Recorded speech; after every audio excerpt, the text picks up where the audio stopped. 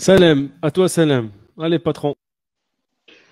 Ouais, donc on a tous vu hier le combat de Canelo, le combat tant attendu, hein, voilà, il y a eu pas mal de pronostics, un pronostic voilà, de fans. Voilà, tout le monde disait que ça va être un combat très très dur, et même dur pour Canelo. Et puis il y en a eu aussi pas mal qui ont dit que c'est Canelo, qui ont misé sur Canelo. Et finalement, ça s'est passé bon, pour la majorité qui ont misé pour Canelo. Effectivement, Canelo, hier, ce matin plutôt, il nous a montré ce que c'est que le Noblat. Tu es content Voilà. Salem là. Tu as l'air Ah, satisfait franchement, là. Salem. plus que Ah, t'as l'air... satisfait parce que c'est vraiment une école de boxe, hein. Donc, ça vaut le coup de montrer tout ça aux jeunes, aux enfants, de la boxe éducative ou voilà, aux internationaux et tout ça, de voir ce que c'est que vraiment la boxe. C'est un boxeur complet, mais vraiment Hmm. complet, propre, aussi propre. Il n'est pas truqueur, il n'a même pas de vis. Voilà, il n'y a même pas de vis. Euh, Pratiquement intouchable, hein. Il travaille sur la faute, il provoque la faute, il prend tout son temps, il est serein, il calme. Et il n'est même pas essoufflé dans le coin. Il est, voilà, c'est incroyable. On dirait qu'il peut boxer ce garçon-là avec une cigarette dans l'autre main. C'est incroyable. C'est un plaisir de le voir boxer. Pour moi, c'est le top. C'est le numéro un. Voilà. Qu'est-ce que vous en pensez, Zakaria, tout ça, de ce Canelo là? Voilà. Non, on va laisser parler Zakaria. Elle n'a Oui, pas entendu. désolé, hein, je n'entendais pas très bien, donc Ah j'ai ouais. pas entendu ce que vous avez dit, mais c'est pas très grave. En soi, Ouais. moi, ce que j'ai pensé un petit peu de la prestation de Canelo, j'ai trouvé que, en fait, pour le coup, aujourd'hui, il a mis tout le monde d'accord. Moi, j'ai du mal à me dire des moyens au mi-lourd qui est capable de le battre aujourd'hui. Il a très clairement montré que c'était lui le patron. Il a été très intelligent sur le ring. On pensait réellement que la taille de Canelo allait lui poser problème face Voilà. à Callum Smith qui est puissant, qui est mobile et qui a des très longs segments. Donc, on s'était dit que ça allait être difficile pour Canelo. Et au contraire, il a montré qu'il a réussi à casser la distance.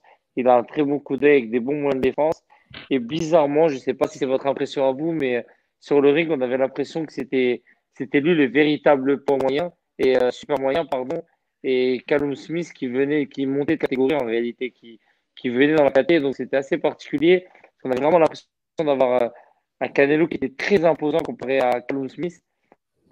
Après, non, il a fait le combat parfait. Il a été très intelligent. C'est lui qui a mis le rythme. Il a fait mal à Callum dès le départ avec ce travail au corps, monte à la face, cette belle variation de coups qu'il lui mettait. Donc, non, rien à dire, mis à part notre respect. Aujourd'hui, c'est compliqué de donner de la critique sur ce que vient d'effectuer Canelo.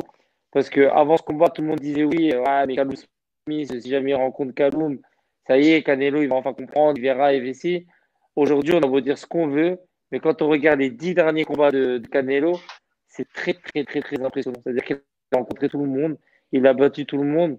Et pour moi, c'est véritablement le meilleur Et à, boxeur et à que chaque combat, Canelo il franchit un aujourd'hui. palier. Et chaque combat est franchi un Ouais. palier, absolument. Et dites-vous qu'il a 30 ans. Alors, Ouais. non, Moi- je suis choqué, moi. Vraiment, moi, c'est un boxeur qui m'impressionne qui m'impressionne par ses qualités techniques, par, euh, par cette puissance qu'il dégage. Sur le ring, il est imposant et aujourd'hui, à titre personnel, vraiment, je vois pas qui peut le battre. Vraiment, je ne vois pas qui peut le battre. Exactement. Pareil, pareil. Et moi, c'est surtout ce que j'ai vu chez lui, surtout en plus de ce que tu as dit, Zach, c'est surtout sa défense. Sa défense, il a un coup d'œil vraiment Je t'entends pas, exceptionnel. Salem. Ah bon? Allô? Allô? Je Lucho, tu t'entends. J'entends. m'entends? Non, on Moi, t'entend, j'entends. Salem. Peut-être juste... on Euh, l'entend très bien. Peut-être Zakaria a un petit souci d'écouteur. Non, on l'entend. Ah, peut-être. D'accord, ok. Tu Pardon alors. tu m'entends? Tu m'entends, Zach? Zach, tu m'entends? Ah, il m'entend pas. Bizarre. Nous, on Non, t'entend. Vas-y, c'est pas grave. Zakaria Vas-y, va ok. Donc, pour moi, ce qui il m'a impressionné surtout, ce qui m'a impressionné chez Canelo, c'est sa défense, son coup d'œil, ses blocages. Il voyait tout, anticipe. elle voyait tous les coups, hein. Et c'est ça justement qui a découragé qui a même fatigué le Smith parce qu'il frappait beaucoup dans le vide, il envoyait beaucoup dans le vide, au point, je ne sais pas si vous avez vu, il a eu même un problème au bras avant, voilà. Et là, à la fin, finalement, c'est une rupture du tendon. Voilà, du tendon. Ouais, du biceps. Du biceps. Parce qu'il y en a qui disent que c'est suite au coup que Canelo lui mettait, les crochets qu'il lui mettait au biceps. Mais moi, je pense qu'il y a surtout le fait qu'il donnait des coups dans le vide. Parce que ses coups étaient puissants quand même. Hein. Voilà. Donc, la défense de Canelo, vraiment, c'était une valeur ajoutée aussi. Et franchement, moi, je l'ai trouvé exceptionnel. Il a un coup d'œil extraordinaire. Ce qu'il faut souligner aussi, c'est que comme contre Golovkin, il a fait pareil avec Carlos Smith. Carlos Smith, c'est un mec qui aime pas reculer. Il boxe, il aime avoir l'emprise du ring. Il est toujours au milieu du ring. Il aime la mi-distance. Là, il a fait reculer pendant 12 rounds et ça, il a eu du mal. Il n'y arrivait pas. Ouais. Ouais. Non, mais, donc, ça prouve que c'est un boxeur très intelligent dans sa boxe. Hein. Il est propre. Voilà. Ben, il prend vraiment peu de coups. Hein. Voilà. C'est un dangereux, un dangereux contreur. Mais moi, j'ai vu quand même Smith, je le voyais quand même dangereux avec son bras arrière. Je me suis dit à tout moment, il peut envoyer, à tout moment, il peut toucher avec son bras arrière et faire mouche. Et il est resté quand même dangereux sur les 12 rounds. Hein. Voilà. Il n'a pas beaucoup travaillé et on a vu qu'au 9e round, le coin de Smith, son entraîneur, il lui a dit, écoute, boxe, sinon je jette l'éponge. Voilà. C'est l'entraîneur de Smith. Il lui a dit en anglais, tu boxes, sinon je jette l'éponge. Il l'a menacé. Et Smith a commencé un petit peu à débiter, etc. Le 9e, le 10e, 11e. Voilà. Parce qu'il l'a menacé d'arrêter le combat s'il ne boxe pas. Par contre, Ça va, Smith a montré qu'il était solide. Hein. Ouais, il était solide. Il a fait les 2 rounds. Hein, il a fait les 2 rounds. Et comme Canelo, il est vraiment dangereux sur des contres. Il est très rapide. Ses coups aussi sont très raccourcis, donc on ne les voit pas venir. Hein, on ne les voit pas arriver aussi. Il fait très mal. Il fait très mal.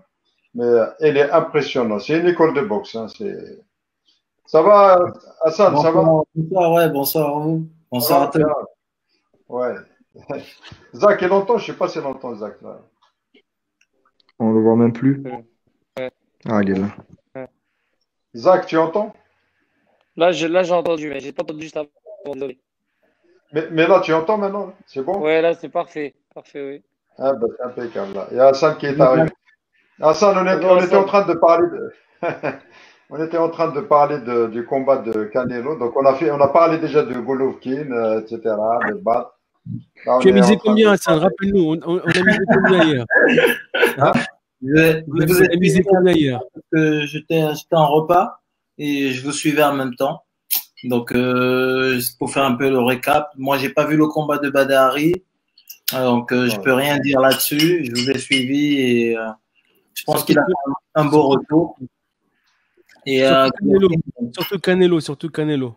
J'ai suivi Golovkin surtout aussi. On en a parlé hier. Donc, Golovkin, il a fait un bon retour avec un adversaire un petit peu, on va dire, à sa main. Il a montré qu'il était encore là. Il a montré aussi des qualités techniques. Il en a joué un petit peu avec ses qualités techniques. Et parlons de Callum Smith qu'on attendait tous. Je suis plus impressionné parce que je suis pas impressionné par la victoire de Canelo parce que j'avais misé sur lui. Je savais qu'il gagnait. Je pensais plutôt qu'il gagnait par KO, justement. Donc, j'ai été impressionné, déjà par la défense de Callum Smith, qui a une très belle défense, qui n'est pas allé une seule fois au tapis, et aussi par sa capacité à encaisser, parce qu'il a quand même encaissé certains coups au foie et au visage où il n'a pas branché. Donc, même si je pense que même s'il avait mal, il a quand même, il l'a caché, il a su le camoufler et continuer le combat. C'était the best, vice the best, c'était le meilleur contre le meilleur. Exactement. Donc, il faut surtout pas sous-estimer Callum Smith. C'était vraiment un très beau combat, mais Canelo, c'est le best des best, c'est le meilleur dans toutes les catégories. Et il a encore prouvé hier avec ses qualités techniques, comme je disais, à distance. il est très fort. Il a un beau jeu défensif et au corps, c'est le meilleur. Donc, moi, je pense que Kaloum, il aurait dû employer un peu plus ses jambes parce qu'en travaillant en reculant, il était quand même beaucoup assis sur ses jambes, donc il voulait travailler au corps. C'est sa spécialité aussi. Mais c'est beaucoup plus la spécialité de Canelo que de Callum Smith. Donc, de temps en temps, quand il se déplaçait, Canelo était un petit peu perdu. Mais c'est pas son jeu. C'est pas son jeu à lui de bouger à gauche, à droite. Mais quand il faisait des feintes de corps, Canelo était carrément dans le vent. Mais j'ai été impressionné plus par Callum, par les capacités à Callum d'encaisser et ses capacités de défensive. Mais c'était un très beau combat. Ouais. Effectivement, ce qui est impressionnant chez Canelo, et comme tu l'as très bien signalé, déjà d'une, il va très bien chercher en bas, il désaxe très très bien, il a des moyens de défense hors pair, et c'est ça qui est impressionnant chez lui. Et moi, pour vous dire un peu ce que tu dis, moi, à titre personnel, j'ai été un petit peu déçu plutôt par la prestation de Callum. C'est-à-dire que j'ai été déçu parce que je pensais qu'il allait proposer plus. Qu'il allait proposer qu'il allait plus gêner Canelo. Il a voulu proposer. On voit bien qu'il veut des choses. Mais en face, il a un monstre qui cassait tout de suite son jeu. Lorsqu'il voulait essayer de travailler au corps ou bien essayer de passer son hypercute au menton comme il sait le faire, mais Canelo était tout de suite sorti de la trajectoire. Il ne pouvait pas, c'était impossible. C'est impossible de proposer quoi que ce soit. C'est Canelo qui imposait son rythme. Mais est-ce que vous ne pensez pas que peut-être Smith, il aurait peut-être dû tenter le coup de faire la bagarre avec Canelo à un moment donné, ou de reculer? En fait, je pense que moi, je suis un petit peu d'accord avec ce que tu dis, Lucho. C'est vrai qu'arrive un moment, la stratégie, je répète, essayer parce qu'il frappe fort également, Smith. C'est un gros frappeur. Et ça aurait peut-être été d'essayer de, justement, comme tu l'as dit, vas-y, on va à la gare et à toi, à moi. Et si je te touche, mais ça aurait été dangereux parce que ça voudrait dire qu'il s'expose beaucoup plus. Et on sait aussi également la puissance dévastatrice de Canelo. Donc, ça aurait été beaucoup plus dangereux pour lui également. Moi, en regardant le combat, je me dis, Callum Smith, il est parti dans l'optique, dans son objectif, c'est de ne pas tomber, de finir le combat au point. Il a réussi. S'il partait dans cette optique de dire je vais bagarrer, il aurait pu imposer une bagarre, mais en se disant avec un risque de prendre un coup, mais c'était largement ouvert après. S'il veut se battre, mais Canelo, il attendait que ça, qu'il y ait une confrontation physique, mais non, il l'a pas eu. Il l'a pas eu. Et on voit bien que au 9e round, Gallagher lui dit il faut maintenant que tu boxes. Si tu boxes pas, écoute, moi j'arrête le combat. Et c'est là que Callum essaye de faire des choses, des combinaisons, mais il fait quand même attention. Et quand il se pète le bras, bien entendu, c'est parce qu'il rate beaucoup de coups.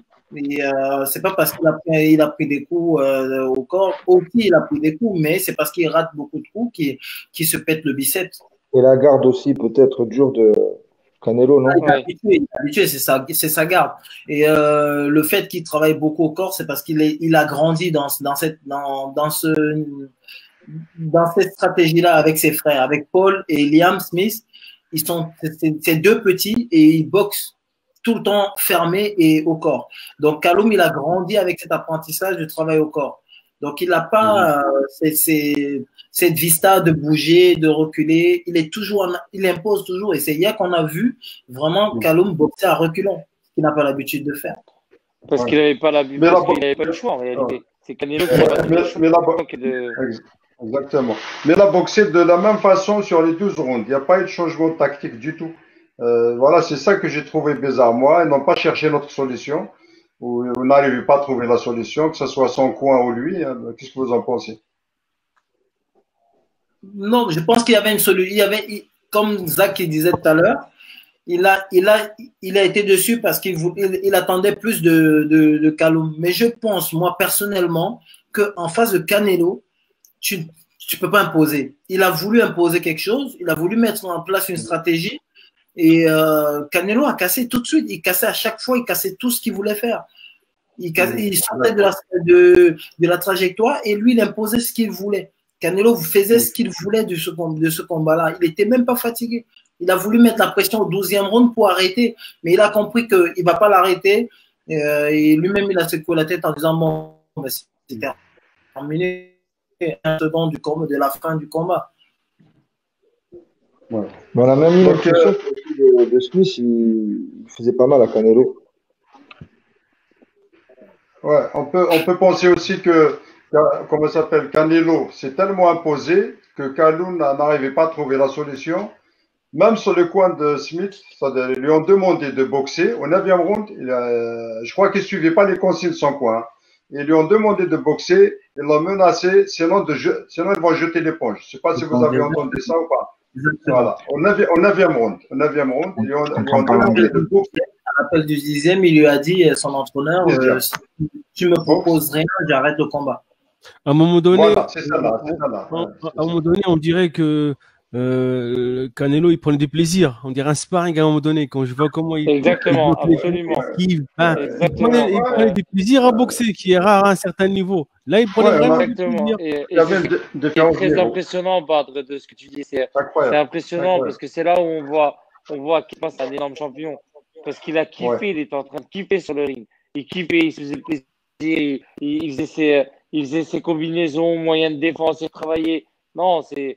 Franchement, on dirait un sparring. On dirait carrément un sparring. On dirait un sparring. C'était un sparring de luxe. C'était un sparring de luxe. Et lui-même, il l'a dit lorsqu'on lui a posé des questions après, quand on lui a dit quand est-ce que vous avez senti que vous pouvez faire mal, il a dit c'est après le premier round. Après le premier round, j'ai compris que j'avais le dessus physiquement au niveau de la puissance. Et à partir de ce moment-là, il a pris beaucoup de confiance. Il a pris la confiance et il faisait ce qu'il voulait. Il avait un sparring de luxe en face. Surtout qu'il est un grand encaisseur. Là, il encaisse tellement bien qu'il avait une aisance sur le ring en se déplaçant, en cassant la distance. Il encaisse aussi. Par contre, Reynoso lui a demandé tout le long du combat quand même de garder son bras arrière collé au menton. Ouais.